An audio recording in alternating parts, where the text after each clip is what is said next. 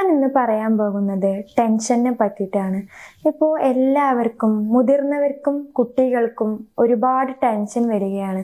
ഇപ്പോൾ ചെറിയ കാര്യങ്ങളിൽ പോലും എല്ലാവരും ടെൻഷൻ ആവുകയാണ് അല്ലേ? ഇപ്പം നമുക്ക് നോക്കാം. അമിതമായ ടെൻഷൻ ഇപ്പോൾ ഇന്നത്തെ കാലത്ത് കുട്ടികൾക്കും മുതിർന്നവർക്കും ഒരേപോലെ ബാധിച്ചുകൊണ്ടിരിക്കുകയാണ്. അവരത് അലട്ടിക്കൊണ്ടിരിക്കുകയാണ്.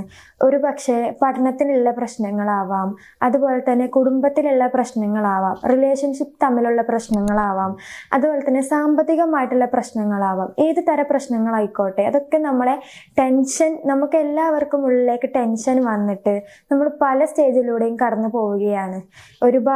അതായത് ഇപ്പോൾ ഒരുപാട് പ്രശ്നങ്ങൾ, ആരോഗ്യ പ്രശ്നങ്ങൾ ഒരുപാട് വരികയാണ്. അതായത് ഇപ്പോൾ സ്ട്രെസ്സിന്റെ പ്രോബ്ലം ക്രിയേറ്റ് ചെയ്തുകൊണ്ടിരിക്കുകയാണ് ഇന്നത്തെ കാലത്ത്.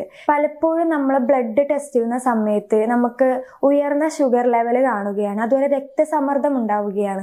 അതുപോലെ തന്നെ നമ്മളെ ഹൃദയത്തിനും തലച്ചോറിനൊക്കെ പ്രശ്നങ്ങൾ വരികയാണ്, പ്രോബ്ലംസ് വരികയാണ്.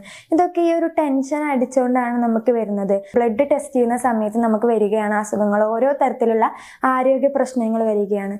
ഈ ആരോഗ്യ പ്രശ്നങ്ങൾ നമ്മളെ ശരീരത്തിൽ വർഷങ്ങൾക്ക് മുമ്പ് തന്നെ നമ്മുടെ ശരീരത്തിലേക്ക് ടെൻഷൻ കാരണം ബാധിക്കുന്നുണ്ട് എന്നതിന്റെ കുറച്ച് ലക്ഷണങ്ങളാണ് ഞാനിനി പറയാൻ പോകുന്നത്. ഒന്നാമത്തെ ലക്ഷണമാണ് എപ്പോഴും കിടക്കണം എന്ന് തോന്നുക. എല്ലാത്തിനും ഒരു ഉത്സാഹക്കുറവ്, ക്ഷീണം വരിക.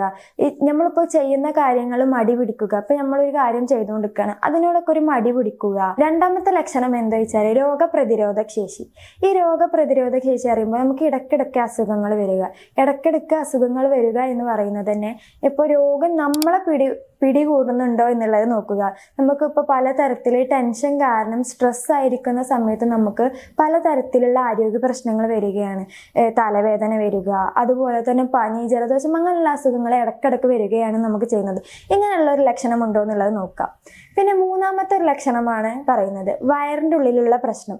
വയറിൻ്റെ ഉള്ളിലുള്ള ഒരു പ്രശ്നം എന്ന് പറയുമ്പോൾ നമുക്ക് ഇടയ്ക്കിടയ്ക്ക് ഏമ്പൊക്കെ ഇടുകയും അതുപോലെ തന്നെ നമുക്ക് ഈ ഒരു ദഹനം നടക്കാത്തത് പോലെ തോന്നുക. അതായത് ഇപ്പോൾ അതിനുള്ള തടസ്സം തോന്നുക, നമുക്ക് പ്രോപ്പറായിട്ട് ദഹനം നടക്കാത്തത് പോലെ തോന്നുക. അങ്ങനെയുള്ള ഒരു ലക്ഷണം ഉണ്ടോ എന്നുള്ളത് നോക്കുക.